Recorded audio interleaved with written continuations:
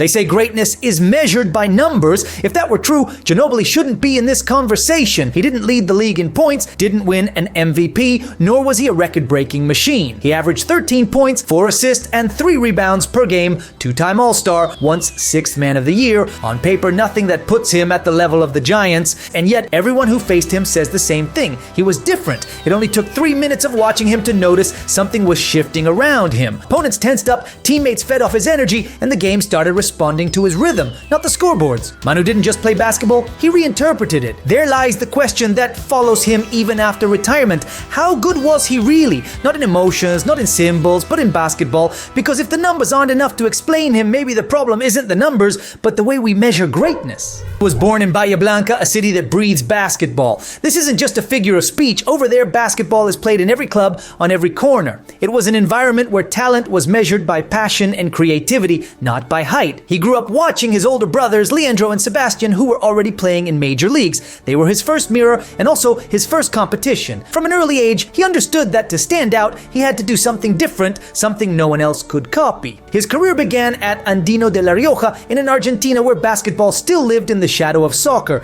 There were no spotlights, no NBA scouts, no cameras recording every move. There were endless bus rides, half-lit courts, and a dream that felt far too big. But even there, barely 20 years old, he already played with an intensity that overflowed the court. He didn't do everything right, but he did everything all out. When he crossed over to European basketball, first in Reggio Calabria and later in Virtus Bologna, his name started to circulate among those in the know. In Italy, he learned a different way of playing, more tactical, more cerebral, more patient, and yet he never stopped improvising. He was the Argentine who broke systems, dove on the floor, screamed after every point. In Bologna, they nicknamed him El Diablo, and he won everything. 2 consecutive MVPs in the Italian League, a EuroLeague title, and the respect of the entire continent. For many, he was already the best player outside the NBA. The curious thing is that, in the meantime, the San Antonio Spurs already held his rights. They had picked him at number 57 in the 1999 draft, almost by chance without really knowing who he was. In those days, late picks were gambles, not prospects. Manu stayed in Europe, perfecting his chaos, and when he finally landed in Texas in 2002,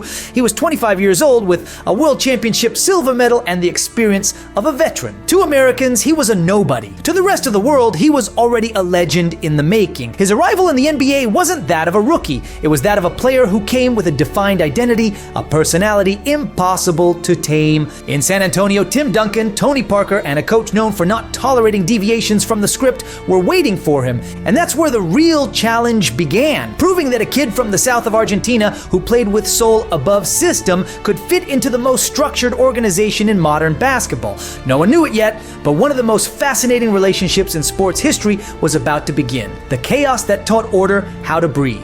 Ginóbili arrived in San Antonio in 2002. The team was already a precision machine. Everything was timed, rotations, passes, even the silences. Tim Duncan was calm, Tony Parker was speed, and everything orbited around a system where any margin for error felt almost like a sin. Into the perfectly measured world came a 25-year-old Argentine who played as if every possession were an adventure. His debut was modest, barely 20 minutes per game, but it didn't take long for something to feel different. With him on the court, the Spurs improved by 8 points per 100 possessions. That wasn't a coincidence. There was an electricity that couldn't be planned. Where others followed structure, Manu found invisible gaps. A second before contact, he would change direction. When he looked trapped, he'd invent a passing lane that didn't exist, and when he missed, it was while trying something no one else dared to attempt. In his second season, he started more than half the games. San Antonio won 57 games, and chaos became routine. In the playoffs, he was a whirlwind. Steals, threes, impossible drives. He averaged nearly 10 points, 4 rebounds, and 3 assists, and his impact was so big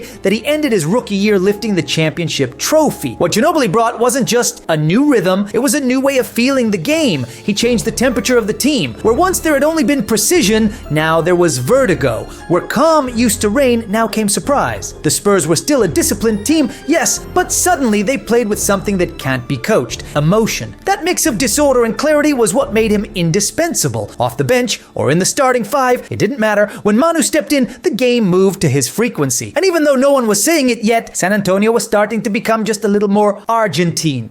Greg Popovich was always a coach of method. A graduate of the Air Force Academy, he believed in discipline, structure, hierarchy. His system was an orchestra that moved to the rhythm he conducted, but when Ginóbili arrived, that orchestra started playing to a different tempo, and the most surprising thing wasn't that Popovich tolerated it, but that he ended up adapting to it. At first, there was only friction. Popovich wanted Manu to fit into the system, to pass the ball when he was supposed to, not to improvise, to take good shots. But over time, he understood that this rebelliousness wasn't disobedience, it was a different way of reading the game. What looked like a risky play to him was an opportunity only Manu could see. I had to learn to shut up and let him be, he would admit years later. Manu saw things I didn't see. Sometimes I was wrong for trying to correct him. That acceptance was the beginning of a bigger change. Popovich, who had built a dynasty on control, began to understand that talent also needs space. He learned to trust intuition, to not stop the game over a mistake, to let creativity flow, and the most curious thing is that this process of opening up didn't just make Ginóbili better, it transformed the entire team. The Spurs became more unpredictable, more flexible, more human. Popovich began to value emotion as much as execution. Manu taught me to see basketball with different eyes, he said during his retirement ceremony. He made me understand that the game isn't always won with precision but with soul. That lesson redefined the Spurs' identity. The cerebral team of the early 2000s became a machine of beauty in motion. The collective basketball that stunned the world in the 2014 finals was born from that very lesson, from a coach who dared to let go of the manual and from a player who forced him to. Popovich had always been a brilliant strategist, but Ginóbili made him a wise coach. He changed him without trying, simply by being himself. And in that unlikely bond between rigidity and freedom, one of the most fascinating relationships in sports history was forged, the story of a teacher who discovered that sometimes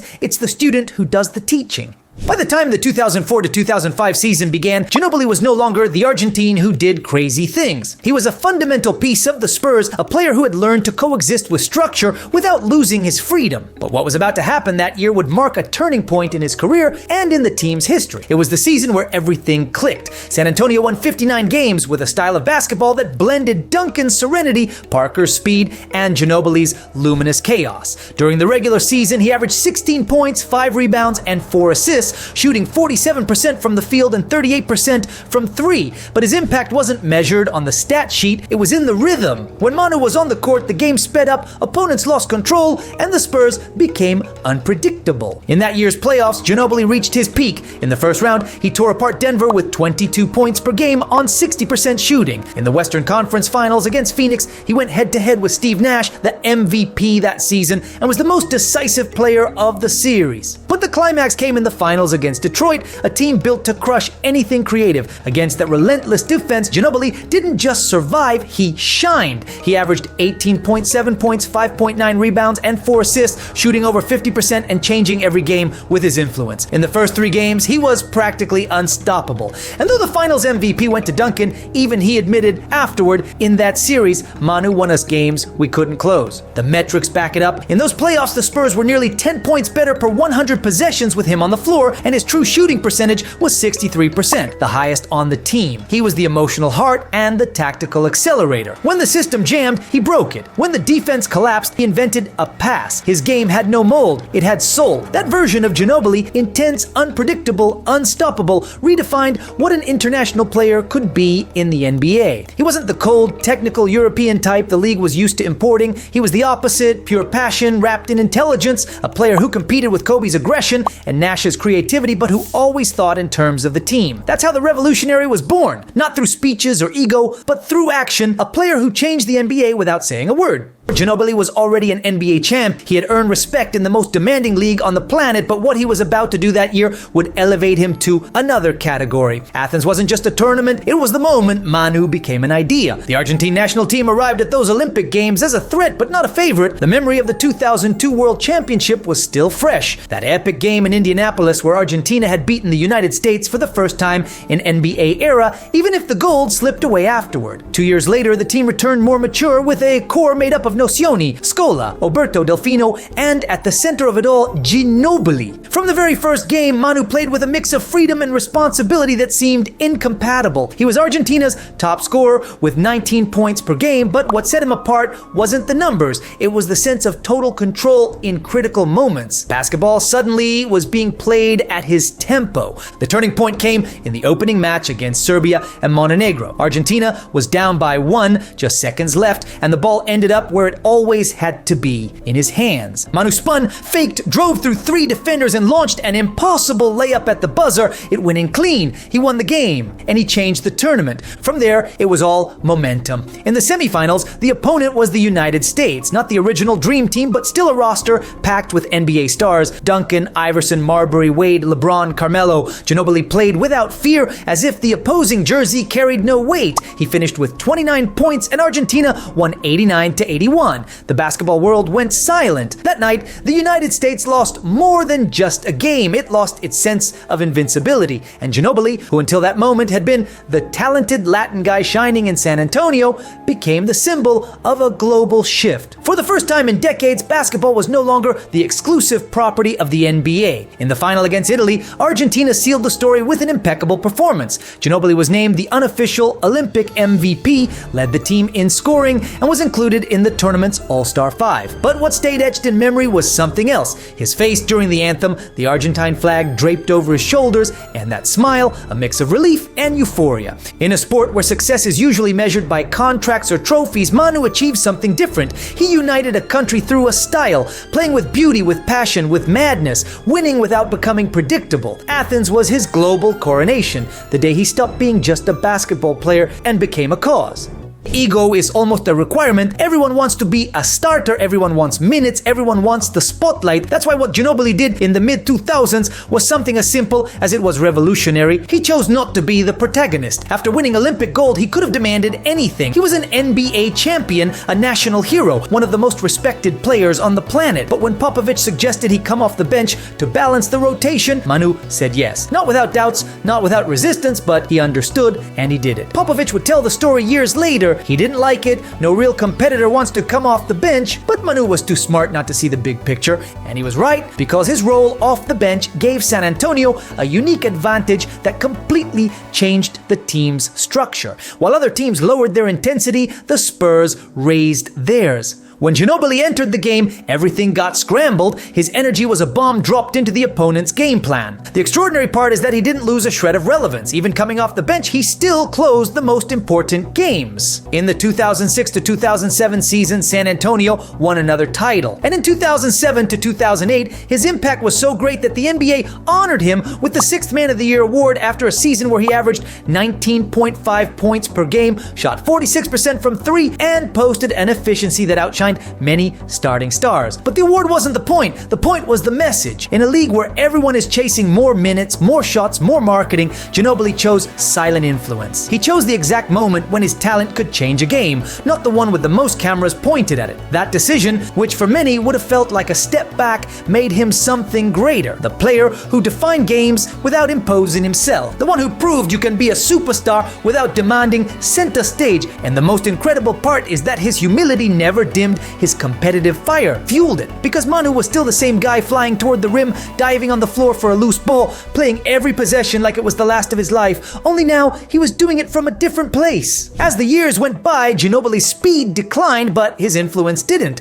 San Antonio was no longer the same team from 2005. The core was still there: Duncan, Parker, Manu, Popovich, but the world had changed. The NBA had become more athletic, younger, faster, and yet the Spurs kept winning. Between 2010 and 2014, Manu became more than just a player. He was the invisible glue holding together a group that was resisting the passage of time. In 2013, at 35 years old, San Antonio made it back to the finals and came within seconds of another ring. Ray Allen's three-pointer in Game 6 against Miami still hurts. It was a crushing blow, the kind of loss that can break anyone. But instead of folding, the Spurs did what they knew best. They reinvented themselves. And at the heart of that reinvention was Ginóbili's spirit. Popovich once again leaned into instinct. Duncan continued to dominate through humility. Parker became more cerebral, but the one who lit the spark was Manu. He didn't need to play 40 minutes, 15, 20 would do. A burst of madness, one play to bring the soul back to the team. The following season, 2013-14, was the perfect ending to that story. San Antonio played the most beautiful basketball of its era, a collective, almost poetic game where everyone touched the ball and no one needed to shine above the rest. Manu averaged 12.3 points and 4.3 assists with a 56% true shooting percentage, but the stats don't tell the truth, his energy was the team's heartbeat. Every time he stepped on the court, flow turned into inspiration. In the 2014 finals, against the same Miami team that had denied them the title a year earlier, Ginóbili became the symbol of redemption. In Game 3, he put up 14 points and 6 assists off the bench in just 28 minutes and completely shifted the tone of the series. The Spurs won the championship with overwhelming superiority, and the whole world talked about perfect basketball,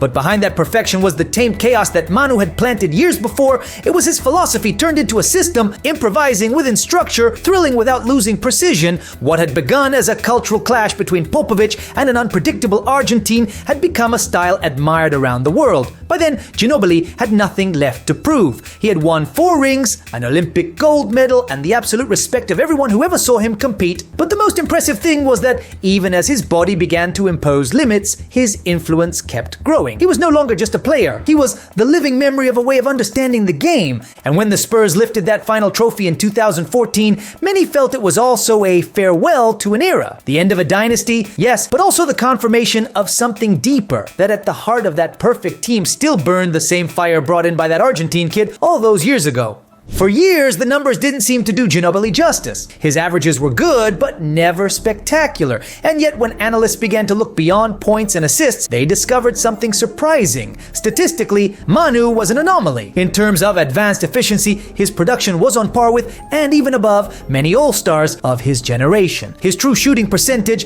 the metric that combines field goals, three-pointers, and free throws, was 58.1%, higher than Kobe Bryant, Dwayne Wade, or Allen Iverson. In his peak seasons between 2005 and 2011, he posted a player efficiency rating, PER, of 21.5, in the same range as Tracy McGrady or Paul Pierce, and higher than his backcourt teammate Tony Parker. When it came to team impact, the numbers were even more striking. According to Basketball Reference, the Spurs were, on average, 8 points better per 100 possessions with him on the court. And in some seasons, that gap reached 11 or 12. In the win shares metric, which estimates how many victories a player contributes to, Ginóbili totaled 106.4 over 16 seasons, 4th highest in franchise history, behind only Duncan, Robinson, and Parker, despite playing significantly fewer minutes than all three. He was also one of the most efficient per-minute players in the entire league. His win shares per 48 minutes stood at .190, nearly double the average for an all-star. And his career box plus minus BPM, which measures how much better a team performs with a player on the floor, finished at plus 5.6, with peaks above plus 7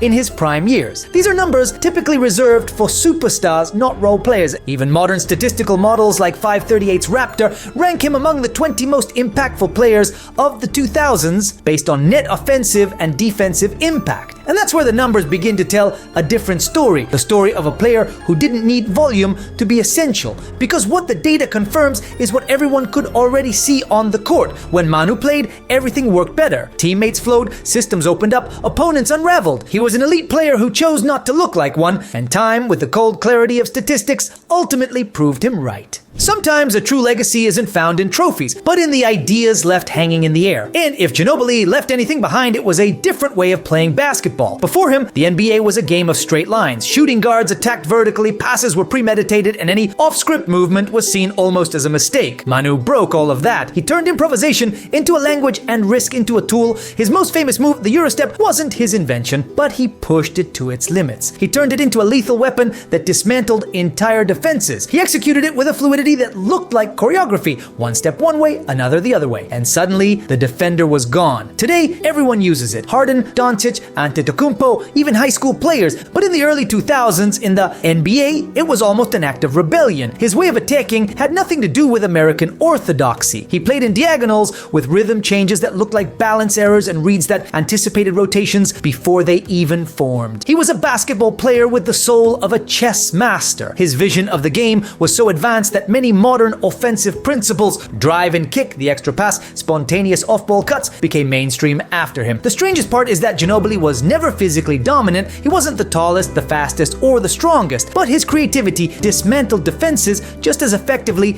as speed does today. And that changed the way the NBA began to view international talent. It stopped searching for athletic clones and started valuing ingenuity, vision, and intuition. James Harden, one of the top scorers of the modern era, said it plainly: "Everything I do today, Manu was doing 15 years ago." And Luka Doncic, who grew up watching him play in Europe, admitted that Ginóbili was proof that basketball can be art even in the NBA. That may be his greatest legacy, making the impossible look natural, giving instinct the same value as strategy, turning basketball from mere execution into a form of expression. Because if modern basketball is a game of rhythm, reading, and creativity, then Manu was its prototype, a man ahead of his time, playing as if the future were already happening. Throughout his career, Ginóbili played with an intensity that seemed incompatible with longevity. He didn't know how to pace himself. He didn't understand energy-saving mode. Every ball, every possession, every bump found him on the edge as if everything depended on it, and in a way, it did. That way of competing came at a price. Over 16 seasons in the NBA, he endured fractures, muscle tears, concussions, and surgeries. In 2009,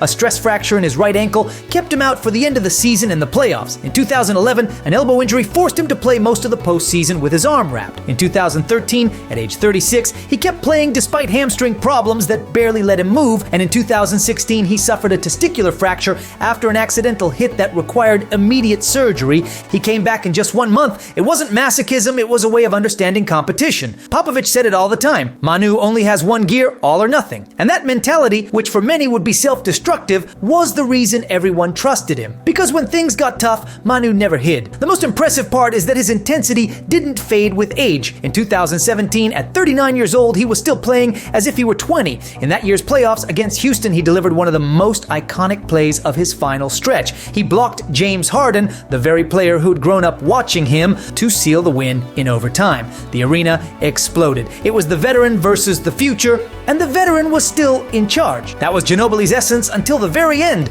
A player who didn't understand the difference between a January game and a final. He played with the same fire in his body and in his eyes. And while time made him more measured, it never made him cautious. Because for him, competing was never about winning or losing. It was about honoring the game. The game, that was the most accurate definition of Ginóbili, and that's why, even among the best, there was something different when they spoke about him. They didn't talk about him like just another rival. They spoke with respect, with a certain admiration. Kobe Bryant was one of the first to say it openly. Manu was unpredictable. You didn't know if he was going to attack, pass, or fake you out. He competed with brutal intensity and immense intelligence. I love playing against him, and this came from a player who rarely praised anyone. Dwayne Wade also acknowledged it. If Ginóbili had played 30 minutes a night, his numbers would have been superstar level. But he chose winning over shining, and Popovich, who knew him better than anyone, summed it up bluntly. Manu taught me more than I taught him. He changed the way I see basketball. Tim Duncan, the silent emblem of the team, defined him with a simplicity only a teammate could offer. Manu was the soul, not the heart, the soul. When we were tired, he lit everything up. Even his younger rivals saw him as a reference point. Stephen Curry said in an interview that as a kid,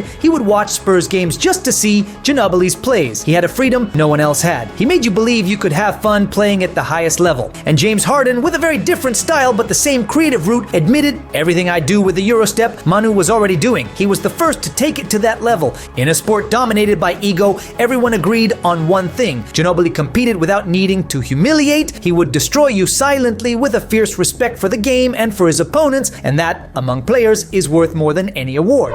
Ginóbili retired in 2018. The recognition was immediate and universal. Not just in Argentina or San Antonio, across the entire basketball world. Players, coaches, and rivals all agreed on one thing. Someone was leaving who had changed the game without trying to change it. His career was never explained through statistics. What made him different wasn't in the numbers, but in everything that happened around him when he played. The team moved differently, his teammates fed off his energy, and the game carried a different pulse. His presence changed the atmosphere, even when he wasn't touching the ball. And maybe that's his true legacy. Not the talent, the attitude, that mix of passion and clarity that made him compete like few others, think through every play, and live each game as if it were his first. Ginóbili was the proof that you can play with both heart and mind at the same time, and when that happens, no number is enough to explain it.